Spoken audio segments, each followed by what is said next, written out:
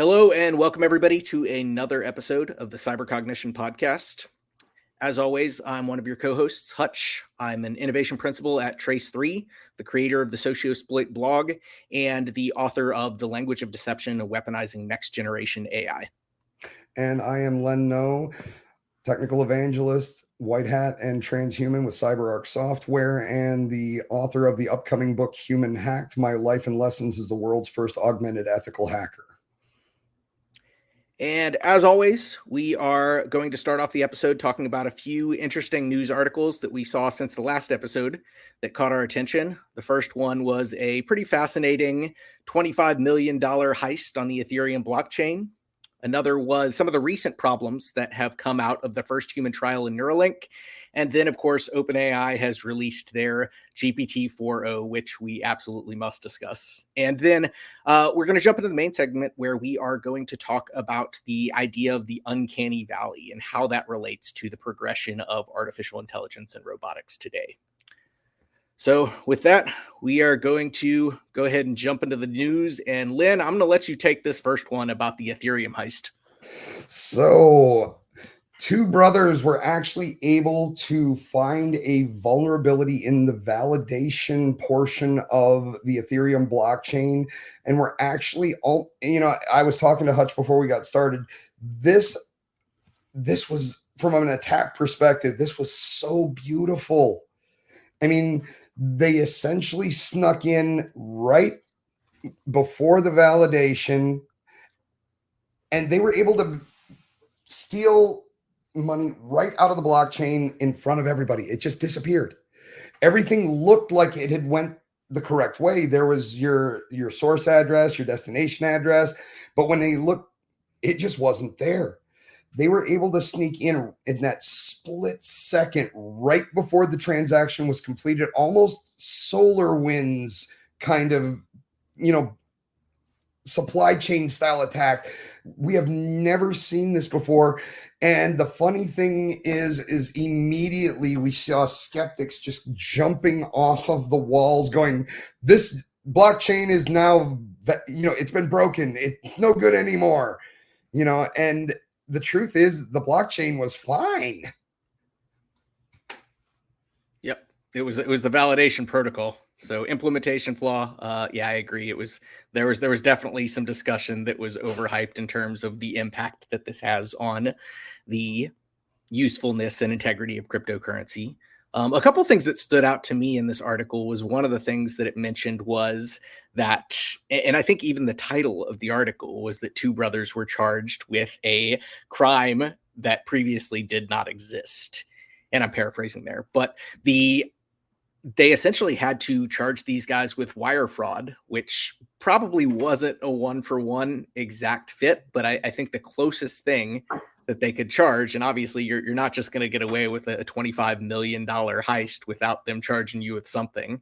So I think that was the closest thing they could find that would stick. But it is fascinating seeing as we move into a new era of digital currency that some of those very simple implementation flaws that we've seen in traditional technology implementations are now affecting financial transactions this way. So I think it was interesting to see that. It was also interesting kind of what you alluded at, that somebody was talking about how this destroys the integrity of the blockchain, which I don't think it does. I think it just harkens back to the need to do thorough testing and threat modeling whenever you're building out implementations, especially for something that is this sensitive, because obviously this is a prime target for cyber attacks. If you can manipulate a protocol and change the routing of financial transactions, this is exactly what any hacker wants to get their hands on. Yeah, I found it kind of ironic. It was almost, in my opinion, kind of like the Al Capone, methodology of prosecution, to your point around the wire fraud. We can't get them for anything else. And obviously we can't go after tax evasion, but I mean, come on, being honest, these guys, they're going to wind up, if they're smart, they're going to do their time, and they're going to wind up becoming blockchain engineers when they get out of prison. Yep, they'll be the next Kevin Mitnick of the cryptocurrency era. Yeah, you're probably exactly Absolutely. right.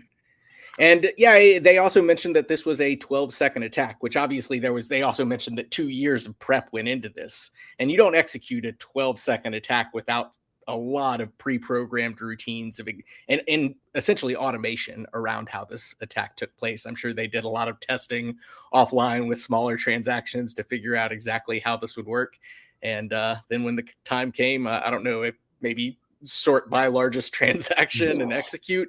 I didn't get a sense from the article if it was a single transaction or just a bulk Yeah, sum I of didn't 5 either. million. No. But for the record, could you imagine how long that 12 seconds probably felt for those two? Yeah, for sure. Can you imagine how long the minutes following whenever the person realized that they lost $25 million felt? Oh, I'm sure those were much longer. But Yep. from an attacker's perspective, respect for the tools, and let this serve as a wake-up call to all of the blockchain engineers when it comes to your validation. And this is just one case. I've said it a million times. If I've said it once, attackers are nothing if not opportunistic. So, like you said, this is a great wake-up call. you know, get on that and realize that, everybody's vulnerable. Yep. Hackers will find a way. Hacker's going to hack. All right. So our next article was, as we've discussed a couple times in recent episodes, Neuralink has moved forward with their first human trials for a brain-computer interface.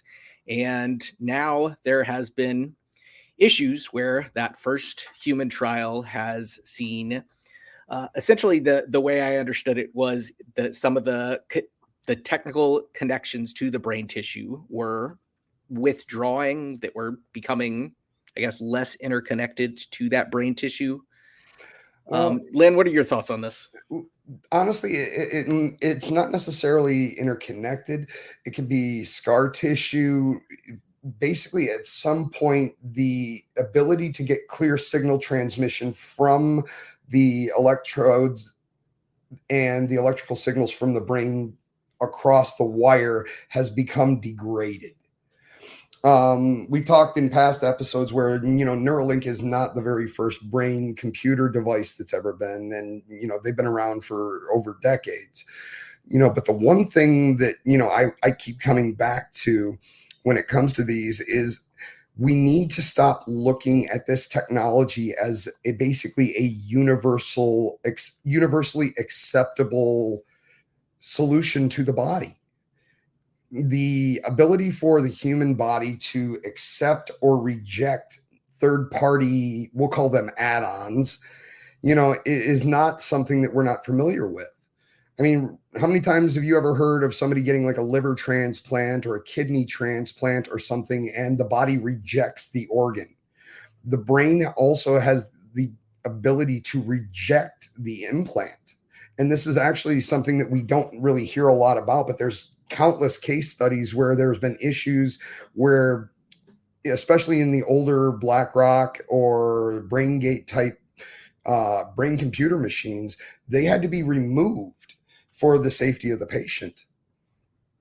Yeah, it's interesting you mentioned scar tissue because I really hadn't considered that. I kind of immediately went to an immune response, but I guess scar tissue could just as easily degrade the electrical signals coming out of that portion of the brain as well. Absolutely. And to swing this back around to you, Hutch, if you read the articles that are coming out, Neuralink really hasn't gotten into a lot of details in terms of what they've done to try and address this issue. But what they have released is that they've done numerous software updates to the implant. And to me, that means that they've got to be using some type of AI or some type of advanced, computing to try and Well, improve the so just quality of those signals. to clarify on that, they did say that it was software updates that actually enhanced the bits per second even greater than the initial. So to your point, you were saying possibly kind of plugging in the holes with something similar to generative AI.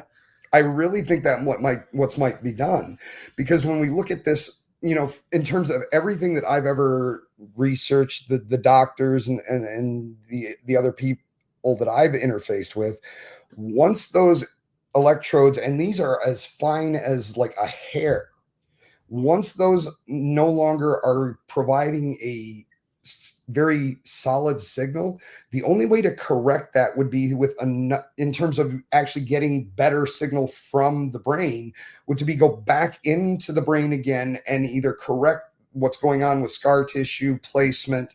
But it's not like you're going to just, it's not like a radio dish where you're going to be turning up the reception.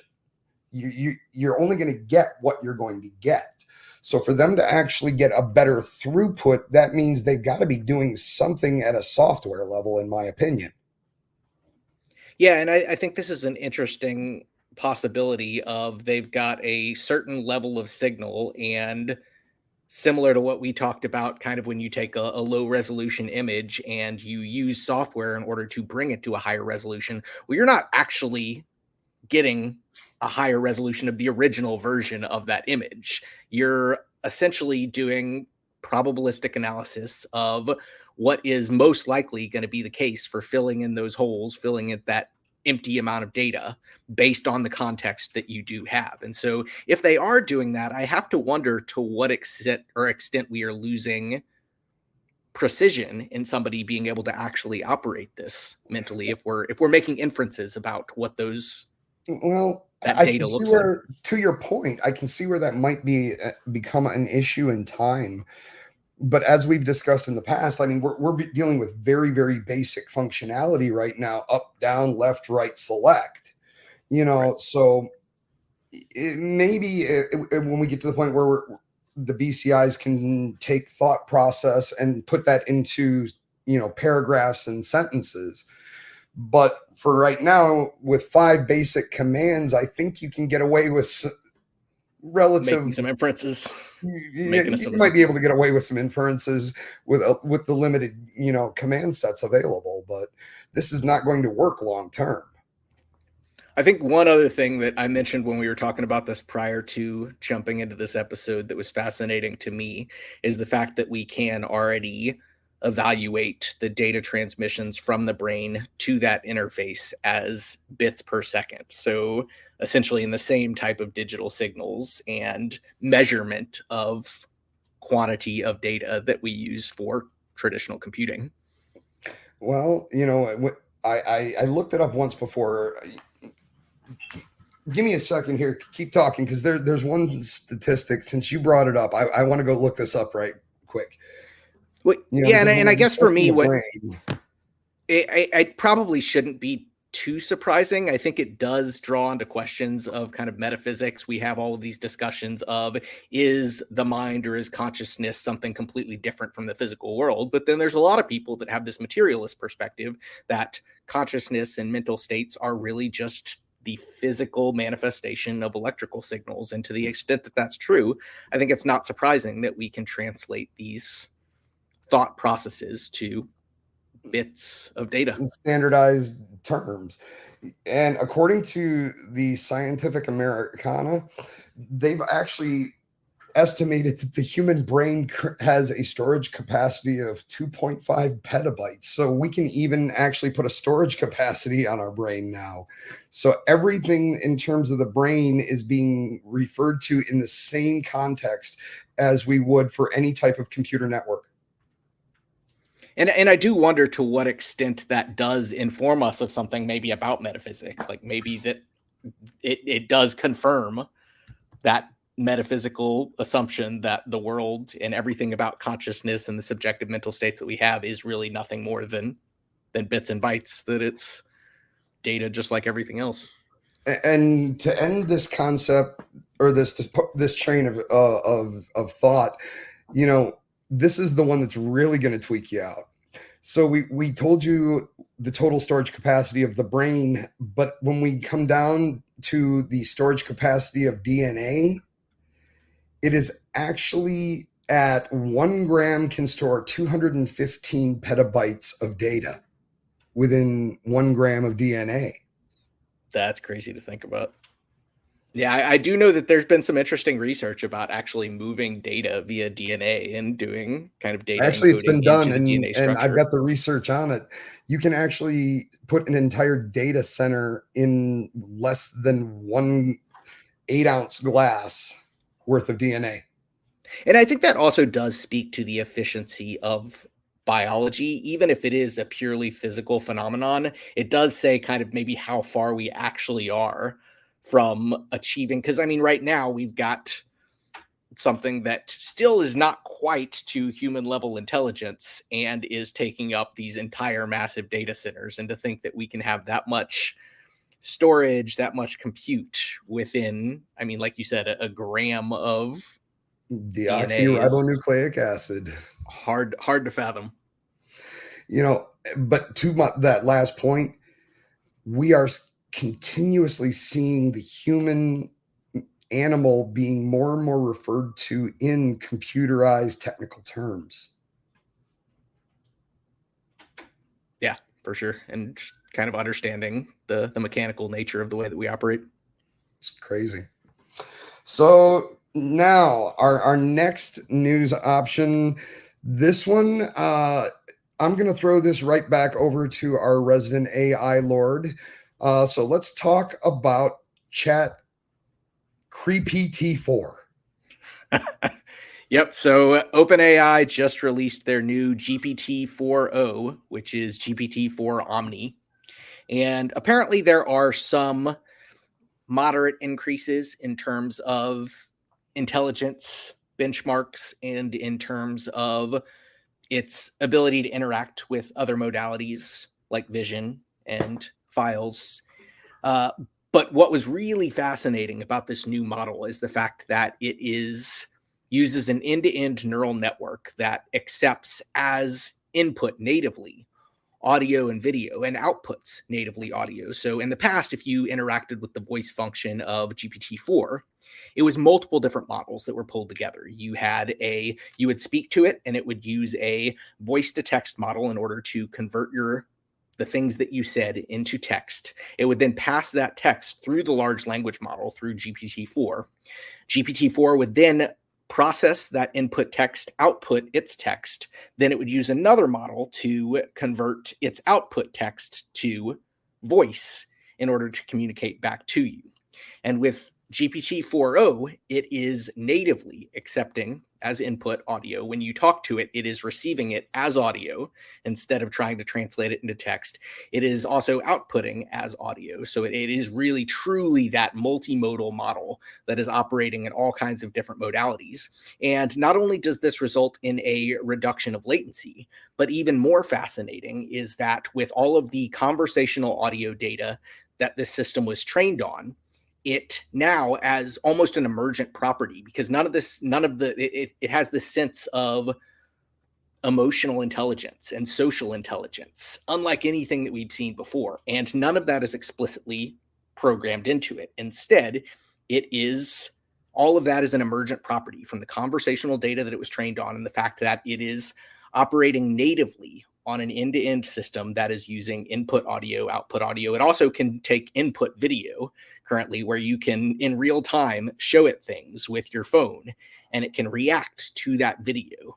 And so while the intelligence benchmarks have not increased substantially from 4 to 4.0, this still is an unbelievably huge step forward in terms of getting closer and closer to that artificial general intelligence, to something that operates closer to a way that we as humans operate. And I mean, honestly, it's kind of creepy. I think it's definitely worth watching the videos for anybody that hasn't seen the demos yet, because I think it will blow you away in terms of what this is capable of. And one of the other things that we talked about is just how similar this is to the movie Her, which was a movie from over a decade ago with Joaquin Phoenix and Scarlett Johansson, and they essentially create this disembodied AI voice. And what was fascinating was the voice that is used by GPT 4.0 sounds so similar to Scarlett Johansson in the way that she sounded in Her. And not just the voice, but the level of that social intelligence and emotional intelligence. So it's fascinating. It's also a little bit creepy. I think we just need to rename it to Creepy T. That's just me. Creepy. I like it. But, you know, the thing that it's the way that it imitates standard speech. And I'm not going to say that it's talking because it's an imitation. The machine doesn't have, the real emotion. And to your point about the videos, the thing that really hit me, and for anybody that hasn't seen the videos, there's one example that I just looked at and went, oh my God.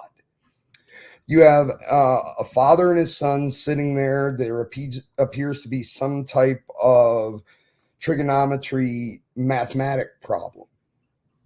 And this is on a tablet, the GPT app. You give it permission to the screen. The father tells the technology, I want you to tutor him on this. I do not want you to give him the answer. Teach him. And I watched what I would perceive as the end of quite a few careers in the educational process, tutors. But then from that simple thing, it keeps spinning me back to the idea of we are putting so much faith behind these data models, but where is the transparency in terms of the model itself? To your point, one of the other videos shows the fact that you can do on the fly real-time translations between languages. This is a great feature. But once again, we're back down to who is watching the Watchmen. And this is one of the big problems I'm having, because there's so many things in the media right now in terms of the fear of losing jobs to artificial intelligence. And with good reason, if you ask me. But let's take the education for just a second, and at the risk of wading into a potentially dangerous zone, I'm going to choose my words very carefully. Education is not the same education that I received 40 years ago.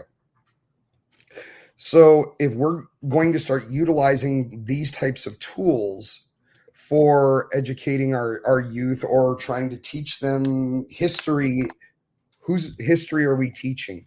How do we get to something that is universally acceptable, but also allows for transparency, especially if we're going to start using this to educate the next generations?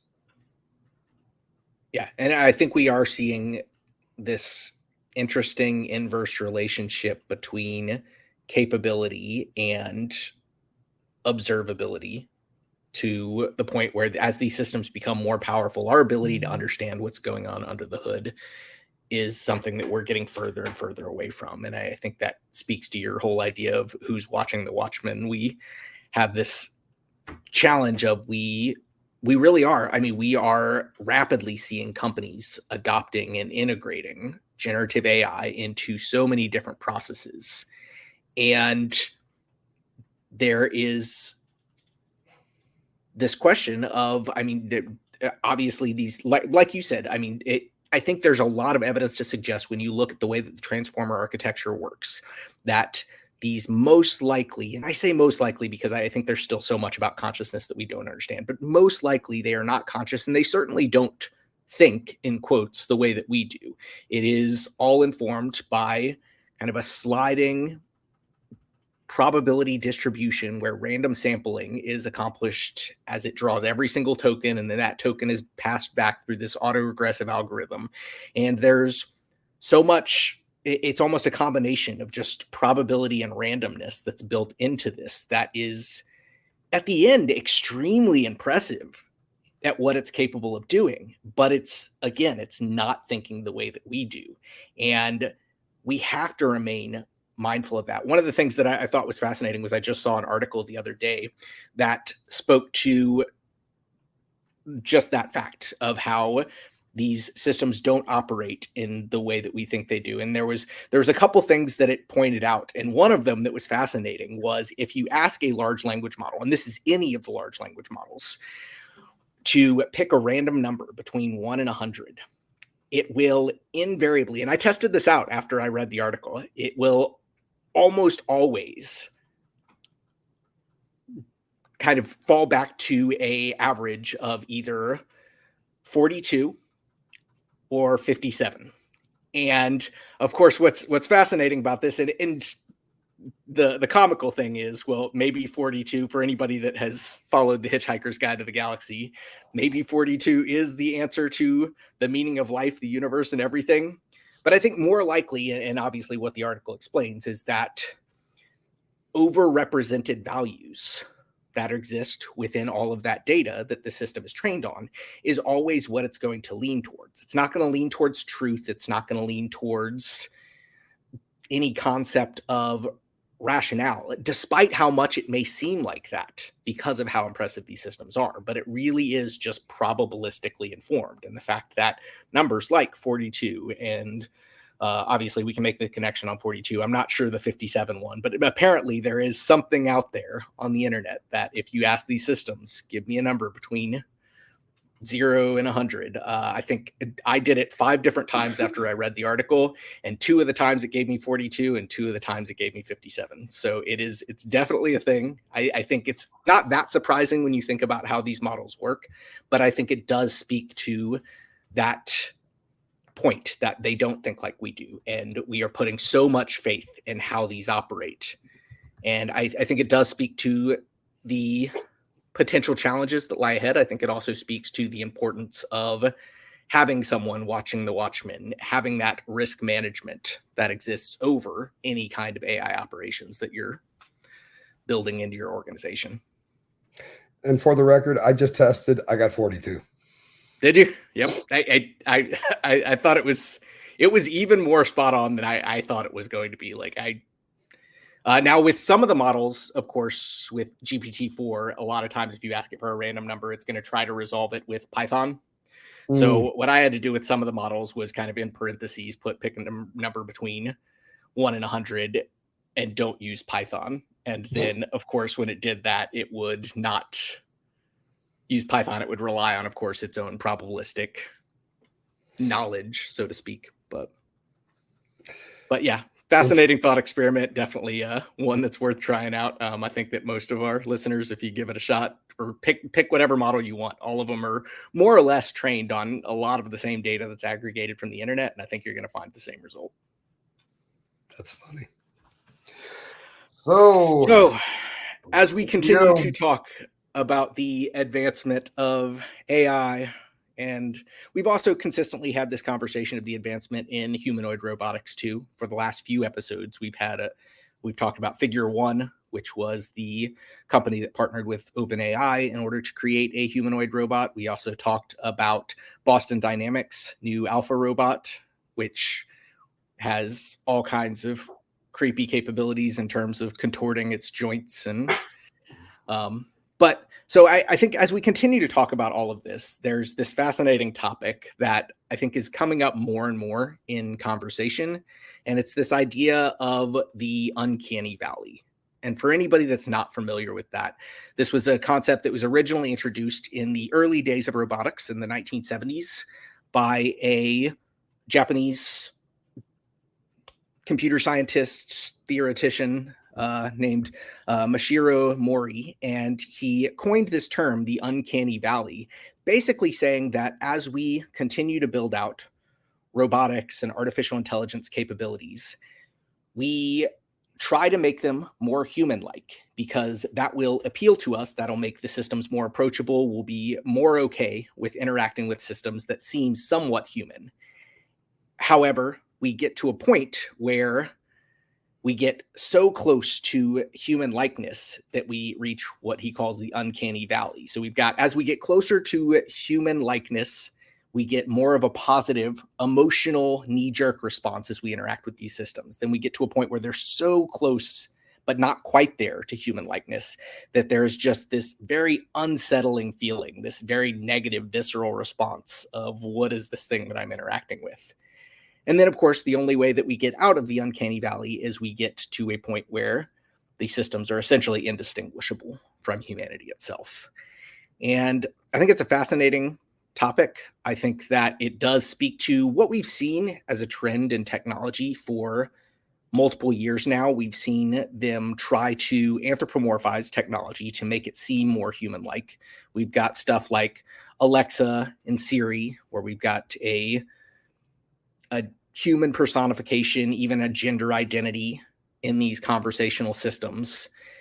And I don't think that those had quite gotten to that point of the uncanny valley yet. But of course, they are human enough that they're more appealing to us. And even with the ways that we interact with our computers, if you have, say, an application crash on your system, you might get an error that says, I'm sorry, your application has crashed. Well, the computer's not actually sorry. It doesn't feel any remorse for the fact that you lost your data, but that anthropomorphizing of the system, making it seem more human-like, is appealing. But then we have some prototypes that have come out of Japan where we go beyond just humanoid robotics to like putting skin on these things. Or Len, we were talking about before the episode, kind of the creepy sex dolls that are emerging, and some of those that are kind of so close to human, but enough distinguishable that it just has this very weird, creepy vibe to it. And then I think as we move into certain different modalities, we have already gotten to the point where we're crossing the uncanny valley, where we are seeing certain capabilities that are now getting to the point where they're indistinguishable. We just talked about GPT-4o, where I think that was the threshold where we passed in audio conversation, the uncanny valley, where I think it's we talked about, what was it? Creepy T. So we talked about the fact that it is creepy, but I think it's contextually creepy, right? Because we know that it is an AI system. But if you were to talk to that thing and not realize that there was an AI on the other end, I think we are at that point where it is. We're not dealing with like the original voice synthesizer from Windows 3.1.1, you know, where it sounded very robotic and metallic. You know, add a little deep fake in there. I mean, you know, we were talking earlier about, you know, voice actors. You can make anything sound like anything anymore. So I would agree with you that, you know, in terms of the audio, I think the only thing we're missing out of the 4.0 would be just a little bit quicker on the response. And that's about the only thing that it's missing. Oh, see, to me, when I watched it, I felt like the response was pretty spot on with kind of human taking that brief moment to pause and think. And I think depending on the person, that may vary. But it's yeah, damn that was close. the only part about it that I found that was like, okay, you can talk about anything. And the fact that it can actually gain access to the cameras and things and be aware of the rest of the world and your surroundings. You know, we're getting to that point, like you said. And what do we do when we get there? You know, on the opposite side of that, you know, we're taught on one hand, we're looking at, you know, the robots and the automations that are almost indistinguishable from humans. But on the opposite side of that, I've read about 2 or 3 articles where we're starting to see more and more robots being used as sentries and guards. But these are still looking like something straight out of Doctor Who. But let's look at the progression. You know, if we look at what we see as humanoid androids, you know, in terms of the discussions of what we're seeing, using the sex dolls as one example, they're very lifelike. They look and appear as a human. If we have the ability to have that same kind of audio conversation, that's there. But it took us a while to get here. You know, do you remember what some of the first, you know, automated robots looked like? Oh yeah. Some of them were, and it's interesting because I feel like we've gone in waves. It really has. It wasn't a straight uncanny valley, or it's getting better, it's getting better. Now it's creepy, and now it's. I think there were. I think that we played with that line for a while. I think the skin thing is something that some robotic groups did, and others even pulled back from. Like, okay, this is weird. So I think it's really gone in waves more than kind of a single uncanny valley. But yeah, I think even in the early days, as we were moving closer and closer to something that was kind of a humanoid appearance, just playing with the aesthetics of it, I think there were waves of this is really creepy. But do you think that it might be we needed to go through those creepy stages to get to where we could actually accept the uncanny valley? Well, I don't know if we accepted the uncanny valley, or has it just gotten so powerful that we've gotten past it where we're. Well, Because I think there is that question of in context. If you're aware that you're interacting with an AI, I think there is still, even if it is indistinguishable from human, if you know that there is an AI behind it, I think there still is some knee-jerk reaction. And so maybe that's an area where we do need to accept that. But I think in other cases, if we're not aware of what's on the other end, that it may, and in the digital world, that's commonly the case. You may not know whether there's a human or a machine behind different digital interactions that you're doing. I think it becomes a question of, has it just become so capable that we don't know the difference? We just assume it's human. and that's kind of where I was going with that, my point. We started going down this road with things that look nothing like us. And then we let them talk. And we had to kind of get used to a machine talking to us. And like you were saying with the hills and the valleys to get here, it's almost as if as a society, we have to see it and go, oh, no, we're all up in arms. This is an abomination. And then we get used to it. Yeah. I do. And the thing that scares me, from beyond the idea that, we're this stuff is just creepy in and of itself. But back to what I was saying in terms of the centuries, what happens as this technology continues to improve and we start seeing more service bots that, to your point, may be very familiar and friendly to interact with. But where does that put us in terms of day to day? Because regardless, I don't know about you. Do you act? All right, let me ask you a different question. Do you think that we could ever get to the point where there could be we'll call it a synthetic human robot? Because I don't know if it'll be, we know for a fact that we can put human skin over an exoskeleton that will cut, bleed. So yeah, we can put real skin over a metal skeleton. But do you think we could ever get to the point where you could actually be talking like you and I are with something that is not biologically human and can be completely fooled? I think absolutely. I think within probably the next decade, the technological capabilities will exist to do that. Now, I think that there is another question of whether or not it makes sense to go down that path. I think that a lot of the appeal of humanoid robotics following the human structure, the human form, makes sense because of the fact that we have a world that we have engineered around the human form. We have made desks to make sense for humans. We've made chairs for that. We've made cars for a human to sit down and operate them. And so many different things about the way that we've engineered the world was tailored to the human form that I think there is a certain level of value in favoring that humanoid form. But I think it also does beg the question, as technology continues to progress, are there better form factors for different things? Like for a century robot, is the human form really the best thing for a defense and policing system? Which I'm not advocating for a defense. Oh, I'm not either. Autonomous But system. I think that also depends on what you're trying to defend. Case in point, if you're in a high, let's say you're a leader in industry and you need bodyguards. Do you want something that is going to look like a Terminator without its skin on, which is going to draw attention, or do you want something that can just blend in like a Secret Service person? Yeah, I mean, I think you're right. There is an argument possibly to be made for the fact that if we can get to the point where it's indistinguishable, maybe blending in is the best way to not trigger that visceral response. I mean, we talked about the Waymo barbecues, so the fact that the Waymo autonomous driving vehicles recently have triggered kind of a visceral response from people where they're setting them on fire and vandalizing I them. think you could And I just think say we'll that it triggered people. it triggered people.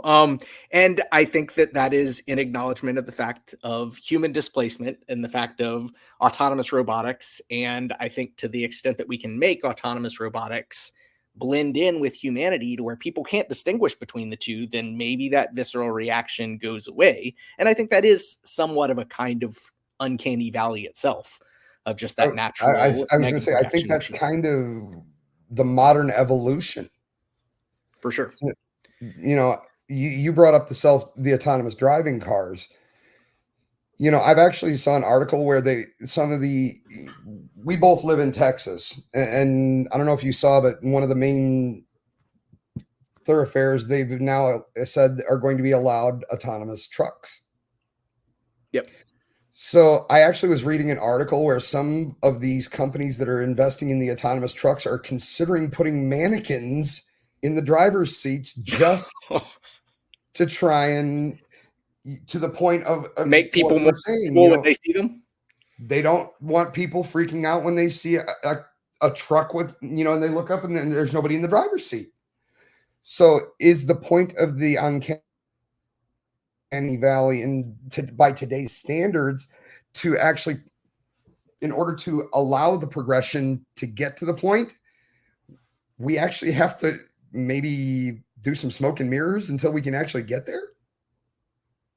Yeah, I mean, it definitely seems that way. I hadn't heard about the mannequins, but I mean, it does make sense when you think about it. When you think about kind of what we're seeing societally as some of that knee jerk reaction, and I'm not even going to necessarily say unfounded knee jerk reaction. I mean, I think for a lot of people, they're upset about the potential displacement of human labor and possibly even kind of what we have derived value from, which I mean, for a lot of people, I think having a meaningful career, being creative, a lot of the things that we're seeing these systems now be able to do these themselves is where we've pulled kind of from that human experience, that where we've gotten happiness and enjoyment out of life. And so I think that there is some reasonableness, some sanity to that knee jerk reaction. But I think you're right. There probably is an incentive in the technology companies that want to move forward to not just anthropomorphize that technology, but to, like you said, create smoke and mirrors, create this illusion of Normalization. humanness that we've already, until we can get to the point where it is indistinguishable and we've crossed that uncanny valley, just to suppress that negative response to the technology that's getting way too close already for comfort to what we as humans are capable of. And one of the things that I was looking at when we talk about this is, let's. Have you ever? I want to say it's called People AI. Have you heard of this company? It doesn't sound familiar. I don't think I have seen that. This is the company that's taking all of the historical writings of people like Socrates, Leonardo da Vinci, Einstein, and they're building Creating replicas of them. they're building AI replica models of them. So what's interesting, I have seen something similar to that, but it was more towards like this weird grief management thing of if you've Yep, had that was a the next family one I was member that actually going to passed, bring up. can you gather together all of the text messages, the emails, the social media that you have from them, and to the extent that they can from that data set, build something that closely resembles something that you can chat with that makes you feel like you're chatting with them, which personally I don't know if that's the best way to manage grief in the Actually, that I was situation of a about to say. loss. I was reading an article earlier today on that where there's now discussions about the need for legislation due to the continued trauma that these types of models can create for victims and loved ones. Oh, But absolutely. You think about, we know that part of the psychological process of grief is you have to get to that point of acceptance. And I think if you are creating the illusion of still interacting with somebody that's passed, you don't get to that point of acceptance. You still are in this, I think it almost reinforces that state of denial. And if we take a look at the graphic on the screen, we talk about the valley, and you can see it on the graph, but what happens when we get to the other side of that? What does normal look like at that point? Like you said, we've got grief situations. You have the ability to have discussions with historical figures. And what happens when I'm trying to think of the right way to say this without sounding like a complete fool, because I can almost foresee a point where does that line of reality finally completely disappear? I mean, because if we've talked in the past about the concept of digital immortality. If we can get to that point and anybody can make a robot or an AI model based on somebody's life and their written experiences and all the data points that are available, does reaching the other side of the uncanny valley almost equal digital immortality in some ways?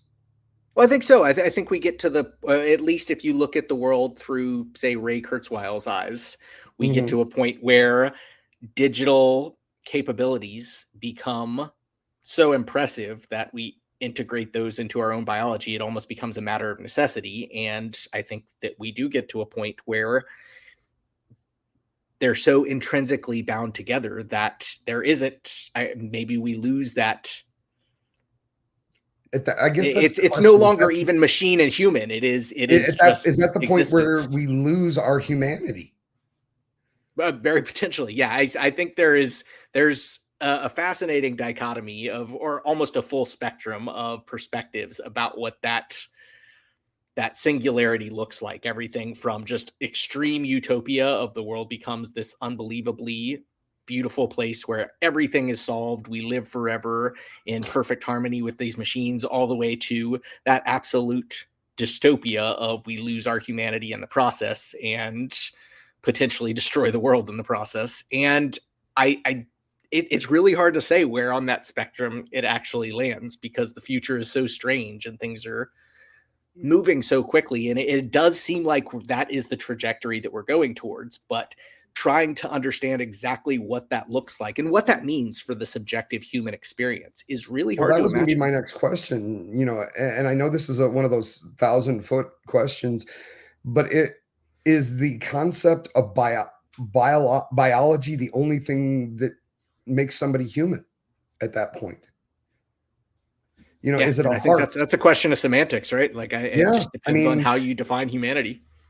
And I think the scary part is when we reach the other side of that dip, that's going to be a question that's going to, I think, us as humans and humanity as a whole is going to have to actually have those hard questions answered.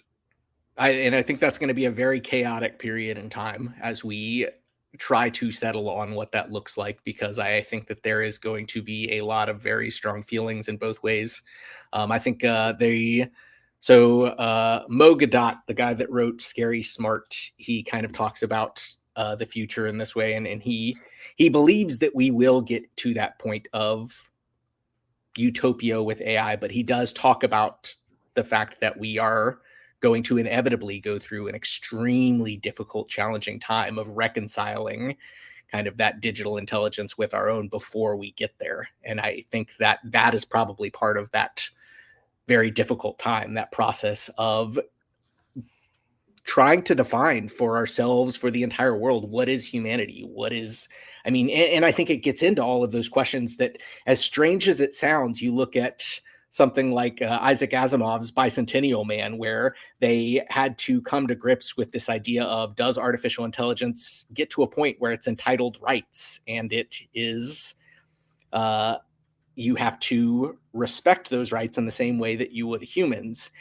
And I think we are going to get to that point, and I probably agree not with too that as far well. out. I think in the next couple decades, there's probably going to be people that start pushing that agenda of rights of digital intelligence. And Mhm. I think that itself is going to be an extremely divisive issue.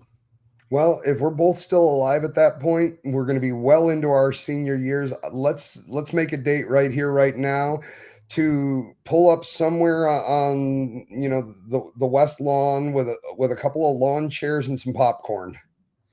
Cyber Cognition 2044. Yep, we may not have teeth, we may be windwalkers, but we're still going to have opinions. I promise you that. Yep, for sure. All right. Well, with that, I think we'll plan on that in 20 years and Sounds like see a what plan to me, happens. my man. I think that it is going to be an interesting couple of decades. I think that it will be fascinating to look back on, hopefully, and see how close to the mark we were. I think there's still a lot of questions as far as the direction that things are going. And I do think that it's just kind of bringing it back to that topic of the uncanny valley. I think that we talked about how really just in this past couple of weeks we saw, I think the escape of the uncanny valley on the audio side. I think we already have seen that in the images side too. I think Absolutely. we were in the uncanny valley about a year ago when all of the images had the weird fingers and stuff. But now if you look at the frontier models, like they're pretty much indistinguishable from reality. I think we still are probably in the uncanny valley as far as video replication goes and as far as spatial robotics goes. I think we still look at things like Figure One and like Atlas and say, whoa, that's really creepy. But Yeah, I think the others we let's be only honest. think are Some of creepy those because robots we look have the like they should be context. in a horror movie. Oh, they do. They The way they it's move, it's horrifying. just ugh. But so it is fascinating time to be alive as we move through this uncanny valley. And I don't even know if this will be a discussion in 10 years. We may be so far beyond the uncanny valley that this just becomes a topic of history. Yeah, the uncanny valley, I think, is eventually going to just be a vague memory in the rear view. For sure. All right. Well, awesome conversation. Any final notes, Len? Thank you all for listening, and as always, leave us a comment, send us an email. We'd love to hear from you. All right. Cyber Cognition over and out. Peace.